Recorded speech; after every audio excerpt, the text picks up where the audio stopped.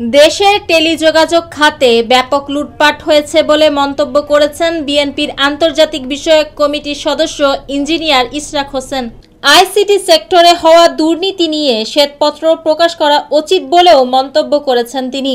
রোববার 16 ফেব্রুয়ারি সকালে রাজধানীর জাতীয় প্রেস ক্লাবে বাংলাদেশ মুঠোফোন গ্রাহক অ্যাসোসিয়েশন আয়োজিত টেলিযোগাযোগ ও ইন্টারনেট সেবা খাতে সংস্কারের প্রয়োজনীয়তা শীর্ষক আলোচনা সভায় তিনি একথা বলেন।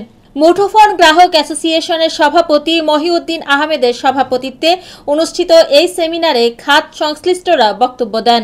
বিএনপির তরুণ নেতা ইশরাক হোসেন বলেন, 2009 সালে আওয়ামী লীগ সরকার কাদের লাইসেন্স দিয়েছে, বিটিআরসির ভূমিকা কী ছিল সেটি আমরা সকলেই জানি।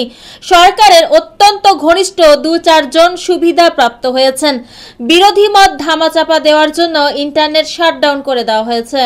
অনুষ্ঠানের মূল প্রবন্ধ উপস্থাপন করেন টেলিকম বিশেষজ্ঞ মুস্তফা মাহমুদ হোসেন। এতে আরও বক্তব্য দেন ব্যাসিসের সাবেক সভাপতি ও বিডি জবসের প্রধান নির্বাহী কর্মকর্তা Fahim Masroor, international internet gateway association of বাংলাদেশের সভাপতি Aminul Hakim, internet service providers association of বাংলাদেশের সাবেক সহ-সভাপতি সাইফুল ইসলাম সিদ্দিক, বাংলাদেশ প্রতিযোগিতা কমিশনের সাবেক পরিচালক খালেদ আবু নাসের, রবি সিনিয়র ডিরেক্টর অনামিকা ভক্ত, গ্রামীণ ফোনের হোসেন সাদাত, এমটপ এর head of communication Abdullah Al Mamun প্রমুখ।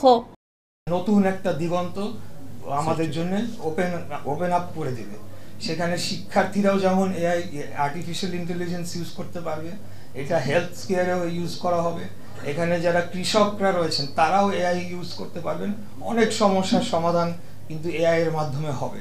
তো সেই ক্ষেত্রে আমি মনে করি যে প্রান্তিক পর্যায়ে ইন্টারনেট একদম সহজলভ্য করে দেওয়ার জন্যই তো আসলে ওই ইনফো সরকারের উদ্যোগগুলা ইনিশিয়ালি নেওয়া হয়েছিল, বাট সেটা হয় নাই, সেটা হয়ে গিয়েছে অন্য কিছু। সেখানে মনোপলি ডুওপলি করে সেখানে অর্থ লুটপাট করা হয়েছে।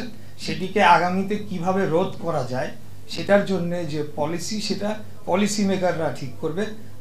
আমি সবশেষে যে কথাটি বলবো এটা সত্য, এটার জন্য দায়ী কিন্তু পলিটিশিয়ানরাই, কিন্তু কোন পলিটিশিয়ানরা সেটা আপনাদেরকে মাথায় রাখতে হবে। কোন সরকারের আমলে এই ধরনের যে পলিসি করা হয়েছে এবং ব্যাপক লুটপাট করা হয়েছে সেটি মাথায় রাখতে হবে।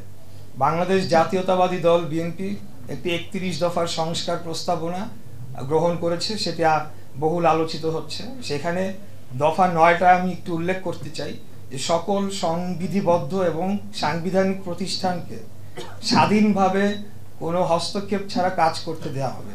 আমি যতটুকু বুঝি বিটিআরসি একটি সংবিধিবদ্ধ প্রতিষ্ঠান হওয়ার কথা, তাদের উচিত ছিল এগুলো রেগুলেট করা। কিন্তু আপনারা দেখেছেন যে সকল কিছু যে এক ব্যক্তির দ্বারা নিয়ন্ত্রিত হয়েছে, এখানে সকল কিছু দলীয়করণ করা হয়েছে এবং বিটিআরসিরও অবস্থা তাই, এবং এখন পর্যন্ত সেই অবস্থাতেই আছে। তারা রেগুলেট করেছে, তো রেগুলেট করে তারা ব্যারিয়ার সৃষ্টি করেছে যাতে আর কেউ না ঢুকতে পারে এখানে, এবং লাইসেন্সিং দেওয়ার ক্ষেত্রে 27টা লেয়ার তৈরি করেছে। এই লেয়ারগুলা, এই লাইসেন্সগুলা কারা পেয়েছে এটার একটা। মৌমিতা তন্নি, জিবিসি টিভি, ঢাকা।